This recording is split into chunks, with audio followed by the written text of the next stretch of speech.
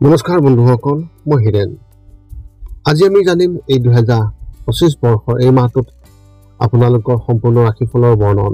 এই মাহটোত ধনু ৰাশিৰ ব্যক্তিসকলে কেনেধৰণৰ ফলাফল লাভ কৰিব। প্ৰথমে মোৰ চেনেলটো আপোনালোকে ছাবস্ক্ৰাইব কৰি ল'ব, যাতে মোৰ পিছৰ ভিডিঅ'বিলাক আপোনালোকে সহজে লাভ কৰিব পাৰে। লগতে মোৰ ভিডিঅ' যদি ভাল লাগে তেন্তে লাইক আৰু শ্বেয়াৰ কৰিব, কমেণ্ট কৰি আপোনালোকৰ মনোভাৱ প্ৰকাশ কৰিব। এতিয়া আহোঁ মূল বিষয়লৈ। আজি আমি জানিম এই 2025 বৰ্ষৰ এই মাহটোত সম্পূৰ্ণ ৰাশিফলৰ বৰ্ণন।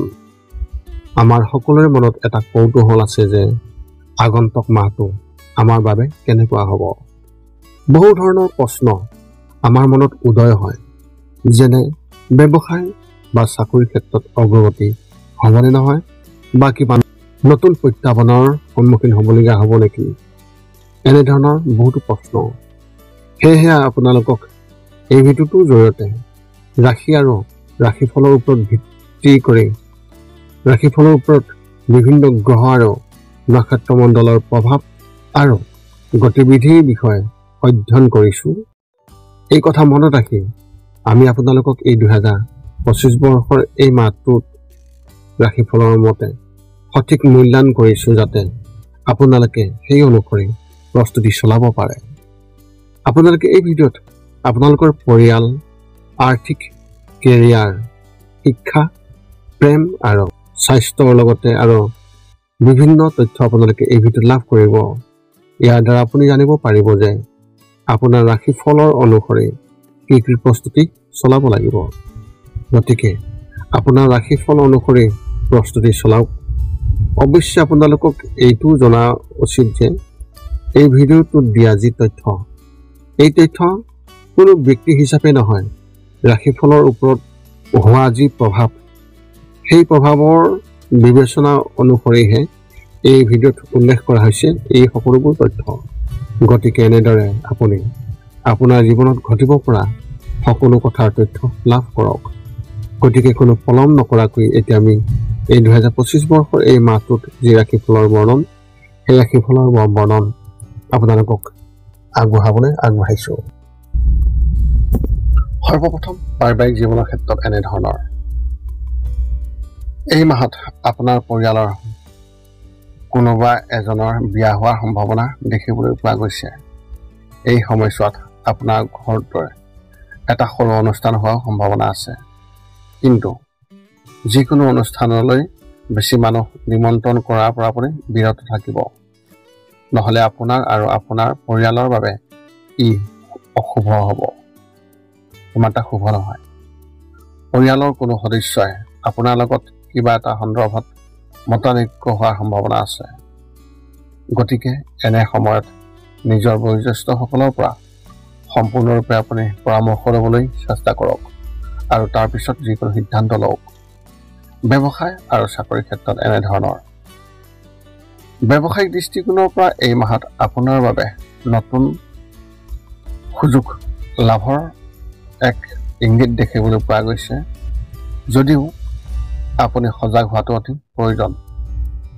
যোৱা কেইমাহমানত আপুনি যি লোকচানত ভুগি আছে, এই মাহত সেই সকলোবোৰ আপুনি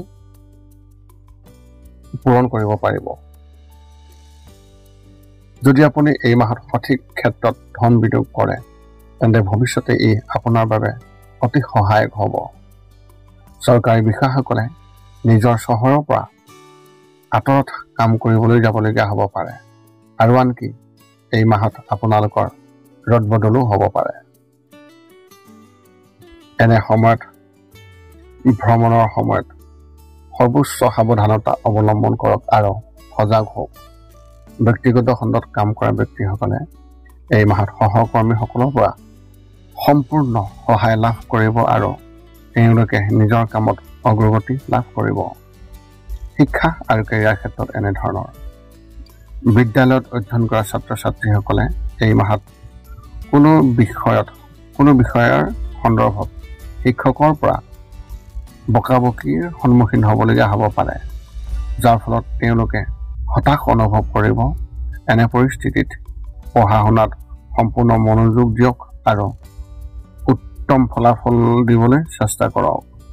উচ্চ শিক্ষা গ্ৰহণ কৰা ব্যক্তিসকলে এই মাহত অধিক কাম কৰিব লাগিব যদিও শেষত ই তেওঁলোকৰ বাবে অতি উপকাৰী বুলি প্ৰমাণিত হ'ব। প্ৰতিযোগিতামূলক পৰীক্ষাৰ বাবে প্ৰস্তুতি চলাই থকা ছাত্ৰ ছাত্ৰীসকলে এই মাহত তেওঁলোকৰ ছিনিয়ৰসকলৰ পৰা বিশেষভাৱে সহায় লাভ কৰিব, যিয়ে তেওঁলোকক সঠিকভাৱে পথ প্ৰদৰ্শন কৰিব। আপুনি আপোনাৰ কৰ্মক্ষেত্ৰ সলনি কৰাৰ কথাও আপুনি বিবেচনা কৰিব, যিটো ভৱিষ্যতে আপোনাৰ বাবে উপকাৰী বুলি প্ৰমাণিত হ'ব। প্ৰেমৰ ক্ষেত্ৰত এনেধৰণৰ, যদিহে আপোনাৰ বিবাহ হৈছে বা যিসকল বিবাহিত তেওঁলোকে তেওঁলোকৰ সংগীৰ লগত মধুৰ সম্পৰ্কত থাকিব, কিন্তু দুয়োজনে ইজনে সিজনক কম সময় দিব পাৰিব। ইজনে সিজনৰ পৰা আঁতৰি থকাৰ বাবে হতাশাত ভুগিবলগীয়া হ'ব পাৰে যদিও পাৰস্পৰিক বুজাবুজিয়ে সম্পৰ্ক আৰু অধিক মজবুত কৰিব। সম্পৰ্কত বাস কৰা ব্যক্তিসকলে এই মাহত নিজৰ সংগীৰ প্ৰতি মোহভংগ হ'ব পাৰে।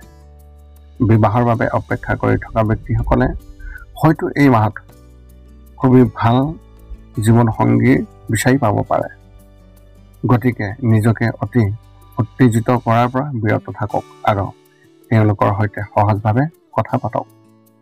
স্বাস্থ্যৰ ক্ষেত্ৰত এনেধৰণৰ, এই মাহটো আপোনাৰ বাবে শাৰীৰিকভাৱে অলপ ভাল হ'ব আৰু আপুনি কোনো ৰোগত আক্ৰান্ত নহ'ব, কিন্তু মানসিকভাৱে আপুনি কিবা এটা চিন্তাত পৰিব পাৰে। মনৰ গভীৰতম কিবা এটা লৈ আপুনি চিন্তিত হ'ব, যিয়ে মানসিক চাপৰ সৃষ্টি কৰিব পাৰে। এনে পৰিস্থিতিত যোগাসনক দৈনন্দিন জীৱনত অন্তৰ্ভুক্ত কৰক। যদি আপুনি হাঁফানি ৰোগত আক্ৰান্ত হৈ আছে, তেন্তে এই মাহত নিজৰ বিশেষ যত্ন লওক। ঘৰৰ পৰা ওলাই গ'লে লগত এটা এক্সট্ৰা ইনহেলাৰ ৰাখিবলৈ আপুনি চেষ্টা কৰক, নহ'লে সমস্যা বাঢ়িব পাৰে। আপোনাৰ এই মাহত শুভ সংখ্যা হিচাপে 2 আৰু শুভ ৰং হিচাপে আপুনি এই মাহত সেউজীয়া ৰং ব্যৱহাৰ কৰক। ধনুৰাশি ব্যক্তিসকলৰ বাবে এক বিশেষ তথ্য। যদি আপুনি নিজৰ কেৰিয়াৰক লৈ চিন্তিত হৈ আছে আৰু চাকৰি বিচাৰিবলৈ চেষ্টা কৰি আছে, তেন্তে এই মাহত আপুনি আপোনাৰ কোনোবা আত্মীয় বা বন্ধুৰ পৰা এটা ভাল চাকৰিৰ সুযোগ লাভ কৰিব, কিন্তু ইয়াত আপুনি সম্পূৰ্ণ সাৱধান হ'ব লাগিব। এতিয়া আপুনি সকলো তথ্য লাভ কৰাৰ পিছত এই 5টা কাম কৰিবলৈ আপুনি যিমান পাৰে চেষ্টা কৰক। সৰ্বপ্ৰথমটো হৈছে আপুনি আপোনাৰ শৰীৰটো সুস্থ কৰি ৰাখিবলৈ দৈনিক যোগাসন কৰক, য'ত মূলতঃ 10 মিনিটৰ বাবে ওমকাৰ মন্ত্ৰ, 10 মিনিটৰ বাবে কপালভাতি আৰু 10 মিনিটৰ বাবে অনুলোম বিলোম। ইয়াৰ লগে লগে আপোনাৰ শাৰীৰিক আৰু মানসিক স্বাস্থ্য একেবাৰে নিখুঁত হৈ থাকিব। 2 নম্বৰটো হৈছে ৰাতি শোৱাৰ আগতে নিস্তব্ধ আৰু নিৰ্জন ঠাইত 10 পৰা 20 মিনিট ধ্যান কৰিব লাগে। ইয়াৰ দ্বাৰা 2টা উপকাৰ পোৱা যায়। এটা হ'ল আপুনি ভাল টোপনি পাব আৰু দ্বিতীয়টো হৈছে পিছদিনা আপুনি সতেজ অনুভৱ কৰিব। ধ্যান কৰি থাকোঁতে মধ্যমীয়া শব্দৰ শান্ত সংগীতো আপুনি শুনিব পাৰে। 3 নম্বৰটো হৈছে প্ৰতি মংগলবাৰে পুৱা নিশ্চয় হনুমান চালিচা পাঠ কৰক আৰু হনুমান মন্দিৰ দৰ্শন কৰক, নতুবা আপুনি বিষ্ণু মন্দিৰ দৰ্শন কৰক। ইয়াৰ দ্বাৰা আপোনাৰ আৰু আপোনাৰ পৰিয়ালৰ যিকোনো সদস্যৰ সংকট দূৰ হ'ব আৰু সদায় সুখ আৰু শান্তি থাকিব। 4 নম্বৰটো হৈছে ঘৰৰ বাহিৰত গৰু আৰু কুকুৰক প্ৰতিদিনে আপুনি পাৰিলে খাদ্য খুৱাব লাগে। খাদ্য খোৱা আৰু যদি পাৰে চৰাই চিৰিকটি আদিকো খাদ্য আৰু পানীৰ যোগান ধৰক। এই পৃথিৱীখন যিমান আমাৰ সিমানেই সিহঁতৰ। নিতৌ ইহঁতক খুৱাই আমি তেওঁলোকৰ পৰা এক আশীৰ্বাদ লাভ কৰিব পাৰোঁ আৰু আমাৰ ওপৰত থকা গ্ৰহবোৰৰ কুপ্ৰভাৱ দূৰ হ'ব।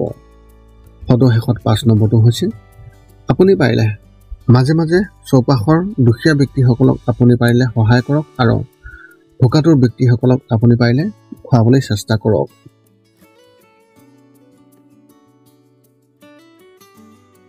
যদি আপোনাৰ মনত এতিয়াও জ্যোতিষ সম্বন্ধীয় কিবা প্ৰশ্ন আছে, তেন্তে আপুনি আমাক এই ভিডিঅ'ৰ তলত কমেণ্ট কৰি আপোনাৰ প্ৰশ্ন অৱগত কৰক আৰু আমি আপোনালোকক এই প্ৰশ্নৰ উত্তৰ দিবলৈ আমি সকলো সময়তে সাজু আছোঁ। যদি মোৰ ভিডিঅ'টো ভাল লাগিল তেন্তে লাইক শ্বেয়াৰ কমেণ্ট কৰি মোৰ চেনেলটো ছাবস্ক্ৰাইব কৰি থাকক, যাতে পুনৰ অন্য এটা ভিডিঅ'ৰ জৰিয়তে আমি আপোনাৰ লগত সম্পৰ্ক স্থাপন কৰিব পাৰোঁ। এই আছিল এই 2025 বৰ্ষৰ জুন মাহটোত ধনুৰাশি ব্যক্তিসকলে লাভ কৰিবলগীয়া সম্পূৰ্ণ ৰাশিফলৰ বৰ্ণন। পুনৰ লগ পাম অন্য এটা ভিডিঅ'ত। আজিলৈ ধন্যবাদ।